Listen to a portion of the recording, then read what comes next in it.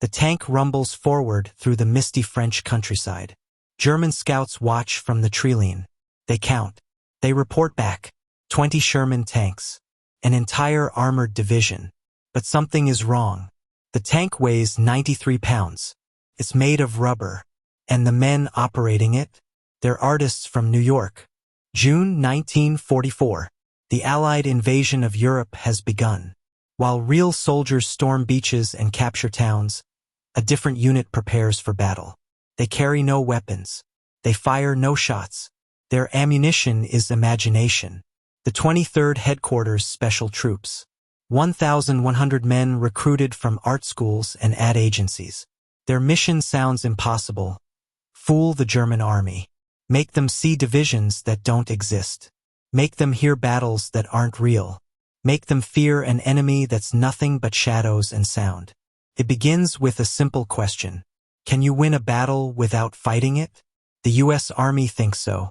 They remember the British deceptions in North Africa. Fake tanks fooled Rommel. Dummy armies deceived Nazi intelligence. Now they need their own ghost division. The recruitment is bizarre. The army doesn't want soldiers. They want artists, set designers, sound engineers, actors. Bill Blass, future fashion icon. Sketches camouflage patterns. Ellsworth Kelly, future abstract painter, inflates rubber tanks. Art students from Pratt and Cooper Union trade paintbrushes for air pumps. They train at Camp Forest, Tennessee. The locals think they're insane. Grown men playing with balloons. Recording tank sounds on primitive wire recorders. Studying German uniforms like costume designers. But this is deadly serious. One mistake could cost thousands of lives. The Ghost Army has 4 weapons. First, visual deception. Engineers create inflatable Sherman tanks. From 100 yards, they're perfect. Rubber half-tracks. Canvas artillery. Fake fuel depots made of plywood. 4 men can lift a tank. They arrange hundreds in fields, visible to German reconnaissance. Second, sonic deception. Sound trucks carry 500-pound speakers. They blast recordings of tank engines, grinding gears, shouting sergeants. The sounds carry 15 miles. German ears hear an army that isn't there. Third, radio deception. Operators mimic real unit communications. They create fictional networks. Fake command posts send fake orders. German interceptors take careful notes of units that exist only in static. Fourth, atmosphere. The most dangerous tool. Ghost army soldiers wear fake patches. They drink in local bars. They complain loudly about their division's next move. They let slip carefully crafted lies. German spies report everything. August 1944. Britannie, France. The Ghost Army's first major test. Task Force X needs to hold Brest. But they're outnumbered 3-1. The Ghost Army arrives at night. By dawn, the Germans see reinforcements. Tanks lined perfectly. Supply trucks moving constantly. The Sonic Trucks Project engine noise from the treeline. German commanders hesitate. They don't attack. They wait for more intelligence on this new armored division. That hesitation saves Task Force X. The deception works. But France is just practice. The real test comes at the Rhine. March 1945. The Rhine River, Germany's last natural barrier. General Patton plans to cross at Mainz. But the Germans expect this.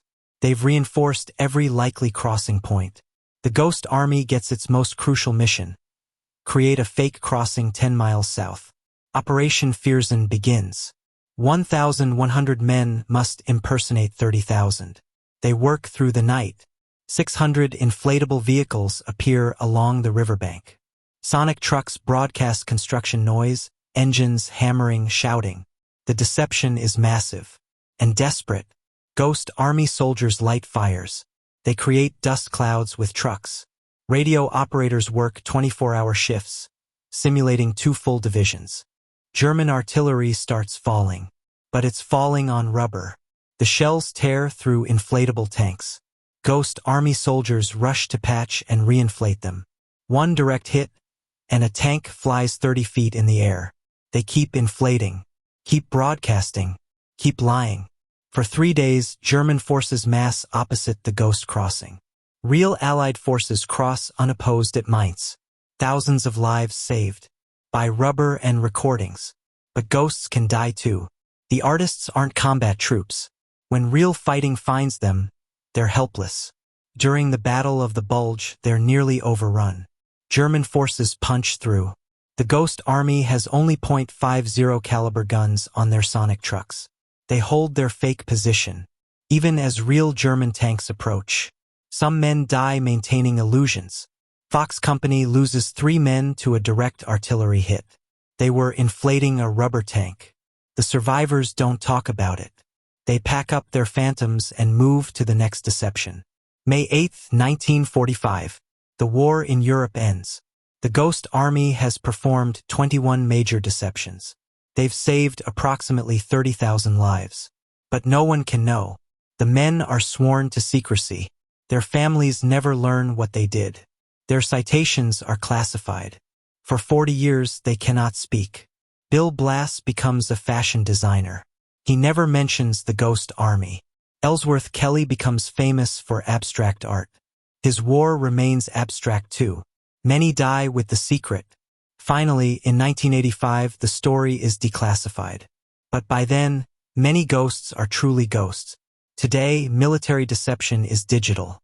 Cyber warfare, deepfakes, electronic jamming. But it started with artists and rubber. The Ghost Army proved something profound.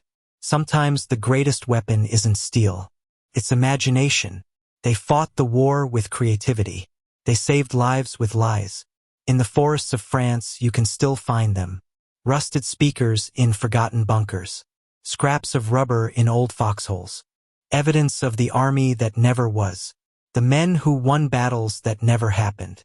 The ghosts who haunted Nazi nightmares. And somewhere in those French woods, if you listen carefully on foggy nights, you might still hear the sound of phantom tanks.